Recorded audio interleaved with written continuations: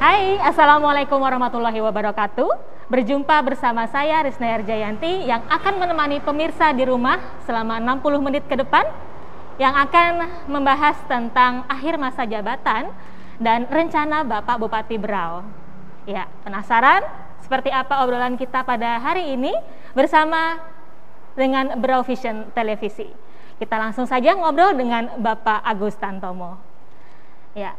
Assalamualaikum Bapak, apa kabar Pak? Waalaikumsalam warahmatullahi wabarakatuh. Alhamdulillah sehat. Alhamdulillah sehat. Pertama, saya dan kru dari Berau Vision Televisi ingin mengucapkan terima kasih banyak Pak karena sudah mau menerima dan meluangkan waktunya untuk ngobrol bersama kami Pak. Ya baik.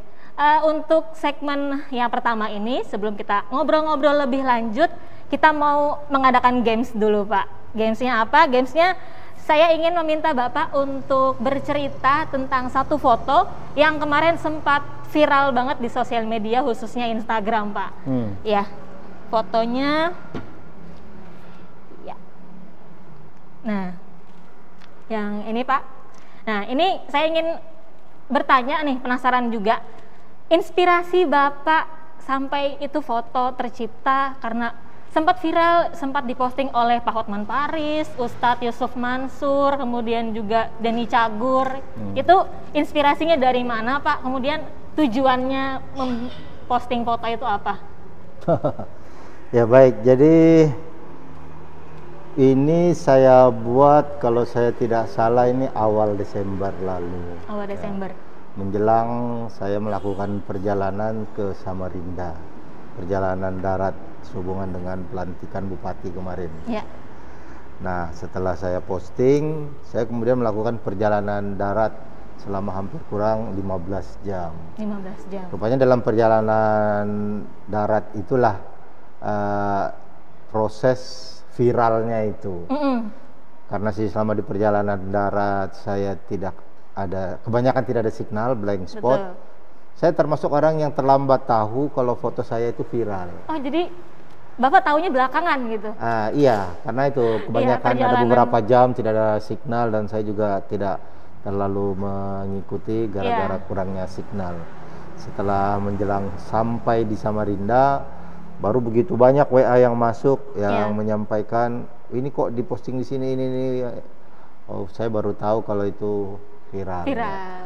Nah, jadi saya membuat meme itu, foto itu pun sebenarnya latar belakangnya begini ya. Malam itu sebelum berangkat saya mikir-mikir, kenapa begitu banyak masih tetap tingginya angka yang positif COVID. Ya. Setelah saya analisa, ya memang salah satu sebabnya adalah masih banyak masyarakat, bukan hanya di Berau nih, kayaknya umum ya di Indonesia yang tidak yakin bahwa COVID itu ada, tidak yakin bahwa COVID itu berbahaya. Betul. Dan saya melihat salah satu metode kita berkampanye tentang protokol COVID dan sebagainya itu selama ini terlalu soft ya, terlalu lunak, ya, hanya menghimbau dan sebagainya. Ini saya lihat kalau masyarakat itu memang tidak takut dengan COVID karena menganggap COVID itu tidak berbahaya, kayaknya perlu juga ya ditakut-takutin dalam tanda kutip. Nah, betul. Saya mikir sekarang nakut-nakutinya itu bagaimana? Bentuknya gimana? Itu dia. Nah, salah satunya idenya ya tadi itu ya.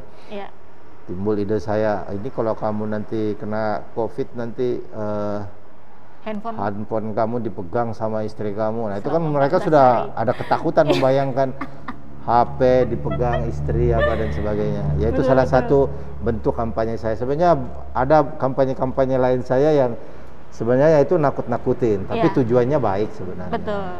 Ada juga saya menampilkan foto kuburan COVID yang sudah penuh, kondisi di rumah sakit yang sudah penuh dengan tenaga kesehatan menggunakan APD dan sebagainya. Nah, itu sebenarnya bentuk menakut-nakutinnya. Betul. Tapi sekali lagi ya itu memang terpaksa harus kita lakukan karena mereka tidak takut. Karena mereka tidak takut itulah mereka sering melonggarkan protokol COVID dan pada akhirnya tinggi angka yang positif. Betul. Begitu. Luar biasa sekali pemirsa ya. Nah, itu tadi penjelasan Bapak tentang foto yang sempat viral. Nah, kita langsung ke segmen yang pertama nih Pak. mengenai akhir masa jabatan Bapak. Nah, semenjak Bapak menjabat sebagai wakil, kemudian sekarang menjadi bupati, dari kacamata Bapak sendiri melihat perkembangan Berau itu seperti apa, Pak?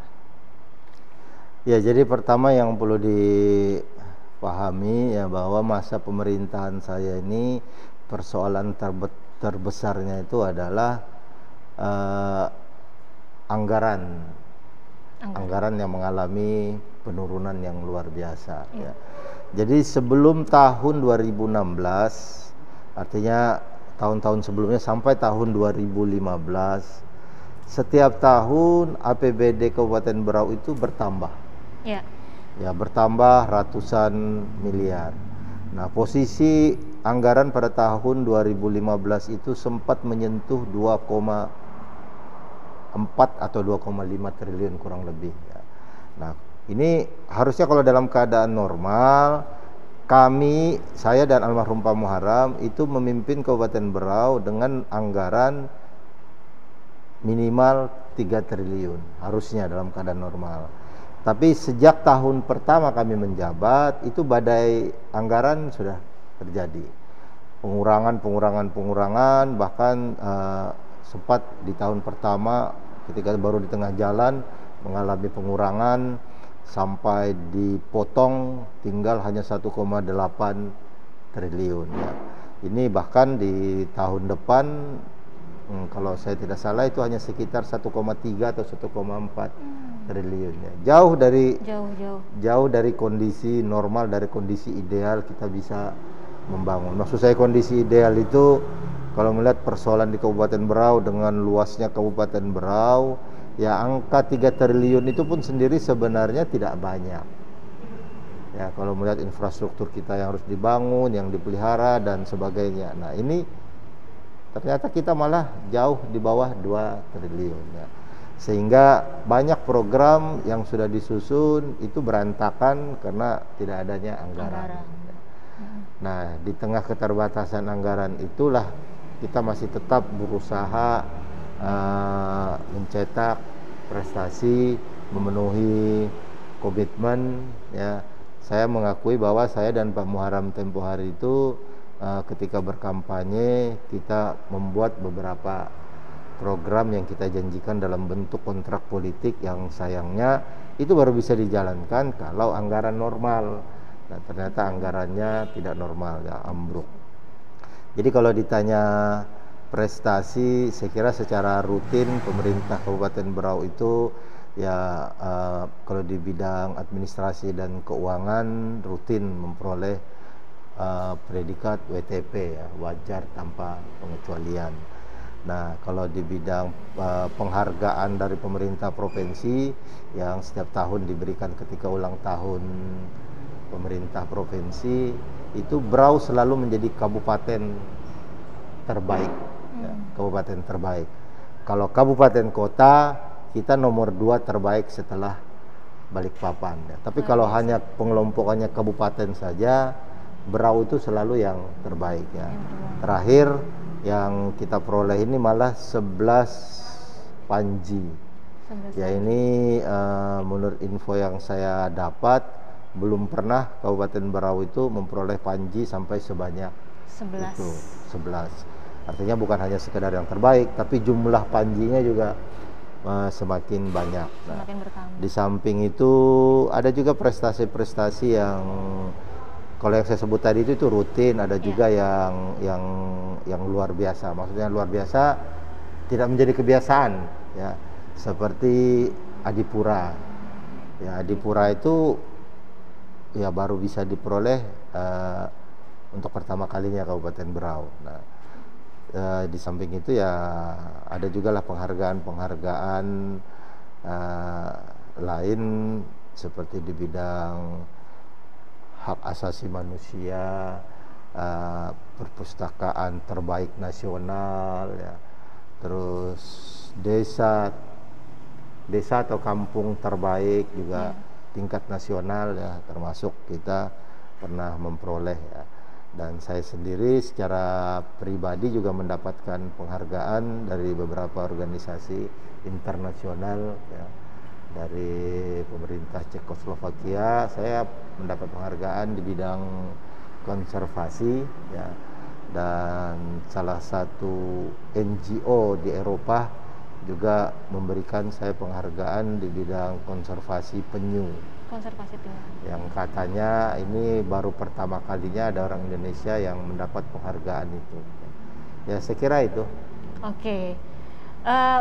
Tadi Bapak menyebutkan ada program-program pemerintah gitu ya. Nah untuk program yang sudah terlaksana sendiri Pak, kalau boleh diceritakan Pak, apa-apa aja program pemerintah daerah yang sudah terlaksana saat ini? Ya, kita seperti yang pernah kita janjikan dulu dalam kampanye dan dalam bentuk kontrak politik ya, memberikan anggaran pembangunan desa per tahun 2 sampai 5 miliar ya. Juga memberikan bantuan anggaran pembangunan operasional dan operasional untuk RT ya. 50 juta per tahun per RT. Itu sudah kita wujudkan ya. Hanya memang karena ini sebuah program baru yang tidak pernah dilaksanakan sebelumnya, dalam pelaksanaannya masih belum maksimal 100% ya. Karena mungkin tidak disertai dengan selain pengalaman juga petunjuk teknis pelaksanaannya ya. Ada yang tidak maksimal pemanfaatannya, tapi paling tidak kita sudah memulai sesuatu yang baru dan kita juga sudah mencoba berusaha memenuhi apa yang menjadi komitmen dan janji politik kita. Ya. Saya kira program utama yang kami lakukan ya itu di dalam hal pembangunan. Dalam hal pembangunan, baik. Itu kalau kita berbicara tentang yang sudah terlaksana, kemungkinan ada juga program-program yang belum terlaksana. Nah, untuk yang belum terlaksana sendiri itu apa aja Pak? Di antaranya yang belum terlaksana itu ada janji memberikan bantuan modal usaha. Ya, ini lebih hambatannya lebih pada peraturan. Ya. Sebab kalau modal usaha itu diberikan dalam bentuk modal usaha itu harus diberikan dalam bentuk pinjaman. Sementara kita pengennya memberikan dalam bentuk bantuan, jadi putus.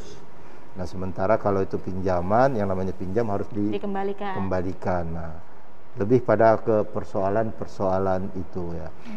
Jadi bukan karena tidak ingin memenuhi komitmen ya, tapi lebih adanya hambatan peraturan yang membuat kita tidak bisa melaksanakan sepenuhnya apa yang sudah kita rencanakan. Baik. Selanjutnya, saat Bapak menjabat saat ini kan kita dihadapkan oleh pandemi COVID-19 Pak. Nah, yang sangat berpengaruh pada segala sektor lini kehidupan juga. Nah, untuk selanjutnya saya ingin bertanya nih Pak, dari pemerintah daerah sendiri adakah program khusus dalam sektor ekonomi? Nah, tapi jangan dijawab dulu Pak, karena ada iklan yang mau lewat satu ini, jadi jangan kemana-mana, tetap di Warna-Warni Berau.